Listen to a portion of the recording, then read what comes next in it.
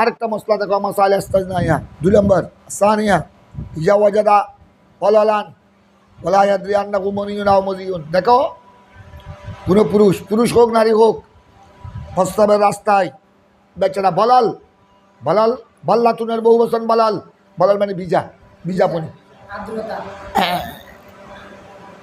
উনি বেচারা নামাজ পড়ার জন্য নামাজের সময় হয়েছে, নামাজ পড়ার জন্য ইচ্ছা করলো, তখন দেখলো আপনার লজ্জাস্থলের মাথায় আর্দ্রতা বিজা। এখন সে ওলা ইয়াদরি আন্নাহু মানিয়ুন আও মাজিয়ুন, এটা কি মনি না মজি এটা জানে না, তার সন্দেহ হয়ে গেল। এমনি তো মজি হলো পাতলা আর মনি হলো গাঢ়। এখন এটা দেখতে মনির মতো লাগছে আবার মজির মতো লাগছে, অর্থাৎ বেশি পাতলাও নয় বেশি গাঢ় নয়, কথা বুঝছো? এখন তার মধ্যে সন্দেহ এসে গেল। তো তোমরা তো মশলা জানো, সন্দেহের দ্বারা কি হয় না, গোসল ফরজ হয় না। কিন্তু এই ব্যাপারে ফুকাহায়ে কেরাম বলেছেন, আমাদের সাহেব আজবা বলছেন, कद्दम ना ये मसला हमने आगे कद्दम ना मानी ये मसला हमने आगे बयान किया, खुदा हमें आगे बयान করেছি কি বয়ান করেছি, ইজাব আল গুসল মা ওজুদি শক, এই শকের অবস্থায় এখানে কি ওয়াজিব হবে, অথচ কায়দায় চাই গোসল ওয়াজিব না হওয়া।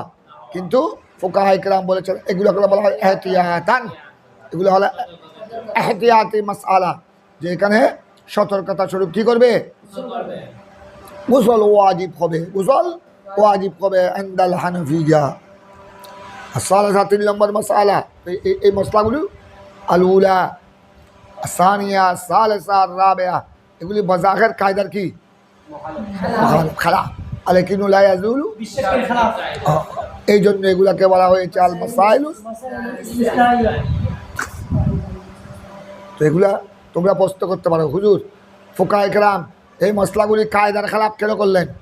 এগুলি করলেন আপনার তাও এহতিয়াতান, সতর্কতা স্বরূপ, কারণ ইবাদত বন্দেগীর ব্যাপারে সতর্কতা অপরিহার্য।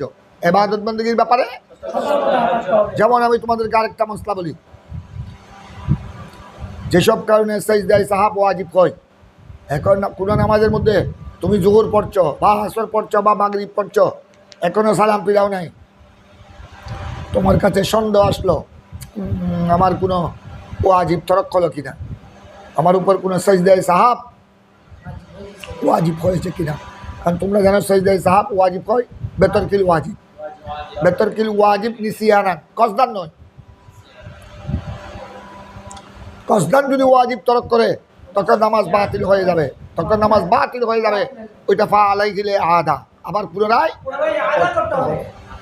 এখন ওই বেচারা এখনো সালাম ফিরায়নি, নামাজের শেষ পর্যায়ে বেচারার সন্দেহ হয়ে গেল যে আমার ওয়াজিব কোনো তরক হলো কিনা,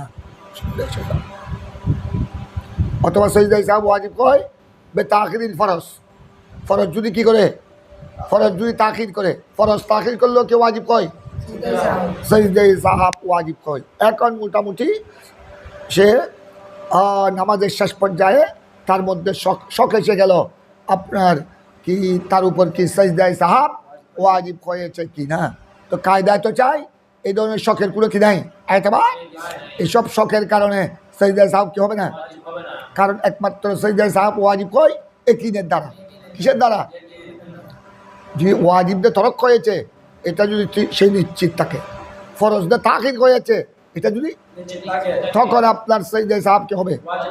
কিন্তু শুধু শখের দ্বারা আপনার সাজদায়ে সাহাব কি হয় না, ওয়াজিব হয় না। কিন্তু এই মশলার মধ্যে দেখো, ওই তোমাদের যে সাজদা শুরু যে মশলা বলেছিলাম ওটার মধ্যে এহতিয়াত হলো।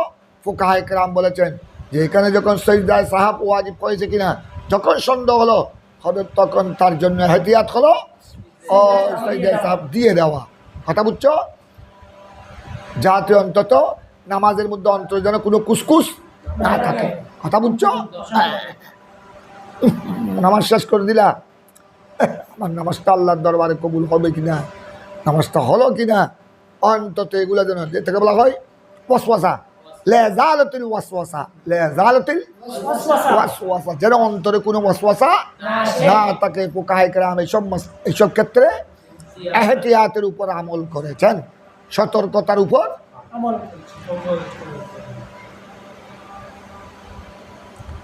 আর এটা 3 নম্বর মশলা দেখো, মশাইল ইস্তিসনাইয়া। ওয়াজাদা ফারাতান মাইতাতান লাম ইয়াদরি মাতা ওয়াকাত ওয়া কানা কাদ তাওয়াদ্দা মিনহা।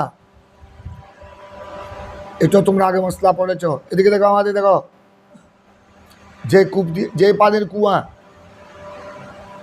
পানির কুফোক, এখন তো বর্তমানে কুয়া নাই, এখন তো বীর কুয়া নাই, কিন্তু মনে করো অনেক অনেক অনেক বাসায় আছে নিজস্ব বাসা, বাবার বাসা। যেহেতু অনেক সময় বর্তমানে বিদ্যুতের, বর্তমানে এই সময়ে বিদ্যুৎ এবং গ্যাসের খুব সংকট, বিদ্যুৎ, টাউন এলাকা বলো মফস্বল বলো, বরং মফস্বল থেকে টাউনের অবস্থা আরও মারাত্মক, আরও মারাত্মক। বিদ্যুৎ 24 ঘন্টার মধ্যে 2 ঘন্টাও দিতে পারছে না সরকার, অবস্থা খুব ভয়াবহ। গ্যাসের অবস্থা তো আরও ভয়াবহ। একদিন কি 2 দিন ঠিক ছিল, এখন আবার গত পরশু থেকে আবার টাউনের অবস্থা আরও কাহিল এখন। তো এই জন্য অনেকেই কী করে, বড় বালতি বাসায়, বাসা করে বড় বালতি রাখে, বড় বালতি, ওখানে ড্রাম, ওখানে বড় বড় ড্রাম রাখে, ওখানে কি করে পানি জমা রাখে। আমি অনেক আমার আত্মীয় স্বজনের বাড়িতে গেছি, এখন উজু করতে হচ্ছে, আমাকে বলে দিচ্ছে হুজুর ওখানে বিদ্যুৎ না থাকার কারণে পানি উঠাতে পারে নাই, পানি টাঙ্গিতে উঠাতে পারি নাই। ওখানে ড্রাম আছে, ড্রামের পানি থেকে আপনি মগ দিয়ে ড্রামের পানি দিয়ে উজু করতে পারবেন। এটা উপায় নাই, করতে হবে। প্রায় বাসা বাড়িতে তো প্রায় বাসা বা ভাড়াটিয়ার এরকম করে। এখন মনে করো যে ড্রাম থেকে পানি নিয়ে তুমি উজু কালাম করছো, আজকে সারাদিন বিদ্যুৎ ছিল না, ওই ড্রামের পানি তুমি গত রাত ড্রাম পুড়িয়ে রেখেছো পানি, ওই পানি দিয়ে তুমি ফজরের নামাজ পড়েছ, ভালো করে খেয়াল করে জোহর পড়েছ, আসরের নামাজ পড়ার জন্য যখন তুমি উজু করার জন্য ড্রাম থেকে পানি নিচ্ছ, ড্রামের মুখ যখন খোলা হলো, দেখলা বাইতে ইঁদুর একটা অথবা কুয়া, যে কুয়ার পানি দিয়ে তুমি একাধিকবার উজু করে কি করেছ, পরে তুমি আসরের সময় বা জোহরের সময় যখন ওই কুয়ার পানি তুলে উজু করার জন্য গেলা, ওখানে দেখতেছ পরিষ্কার দেখা যাচ্ছে। এখন ওই ইঁদুরটা, ওই ফারাতুন মাইতা, ফারাতুন মানে ইঁদুর, ময়তা মানে মরা, কিন্তু ওই মরা ইঁদুর কখন পড়েছে ড্রামের মধ্যে, বালতির মধ্যে বা কুয়ার মধ্যে, তুমি জানো না। তখন কি করবে? ফরমাতে হ্যাঁ ওয়াজাদা ফারাতান মাইতাতান, মুসল্লি দেখলো পেল ফারাতান মাইতাতান, একটা মরা ইঁদুর পেল কোথায়? কুয়া বা ড্রামের মধ্যে, কুয়া বা लाम याद रहे मता वक़ात, ये चूहा कब गिरा, कब वाक़ हुआ, ये क्या नहीं, वो जानता नहीं। वकाना का तवद्दा मिनहा, অথচ সে ওই পানি দিয়ে কি করেছে, ওই কূপের পানি বা ড্রামের পানি দিয়ে সে ইতিপূর্বে ওযু করে নামাজ একাধিক, 1 ওয়াক্ত 2 ওয়াক্ত নামাজ পড়েছে এই কূপের পানি দিয়ে অথবা এই ড্রামের পানি দিয়ে। কিন্তু এই ইঁদুরটা কখন মরেছে সে জানে না। এখন সন্দেহ এসে গেল, এটা আপনার 1 ঘন্টা আগেও মরতে পারে। আমি যে গত নামাজের জন্য উজু করেছিলাম তারপরেও মরতে পারে, তার আগেও মরতে পারে। কি এসে গেল? যেহেতু চোখে দেখে নাই, এটা কখন পড়েছে, কখন পড়ে মারা গেল, এইটা আপনার চোখে দেখে নাই, তার মধ্যে সন্দেহ এসে গেল যে এইটা তো আমি যে জোহরের সময় উজু করেছিলাম, হয়তো আমি উজু করার পরেও মরতে পারে, বা আগে মরলে তো ঠিক আছে, আগে মরলে তার না, পরে মরলে ঠিক আছে, আগে মরলে তো আমি তো ওই পানি দিয়ে জোহরও পড়েছি, তখন তো আপনার পানি না পাক হয়ে গেছে, ওই নামাজ জোহরের নামাজ কী করতে হবে। আর যদি তার উজু করার পরে যদি পরে মরে যায়, তখন তো নামাজ ঠিক থাকবে। এখন সে তো জানে না, লাম ইয়াদরে মাতা ওয়াকাত, লাম ইয়াদরে মাতা, তখন কি করবে?